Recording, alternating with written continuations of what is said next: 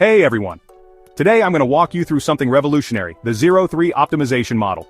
This system takes you from absolute zero to absolute infinity in just 3 simple steps: observe, outline, and optimize.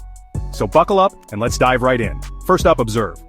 This is where you take a good look at where you are right now. Whether it's in your career, your personal goals, or your projects, understanding your starting point is crucial. Think of it as your launch pad. Make notes, gather data, and get the full picture. Remember, knowledge is power. Next we have outline.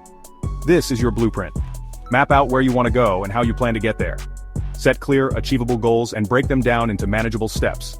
Visualization is key here. Imagine your success in vivid detail. With a solid outline, you're already halfway there. Finally, we get to optimize. This step is all about fine-tuning and making continuous improvements.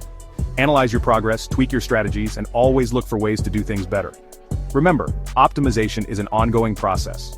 Don't settle for good when you can achieve greatness. So, there you have it, the 0-3 optimization model. Observe, outline, optimize.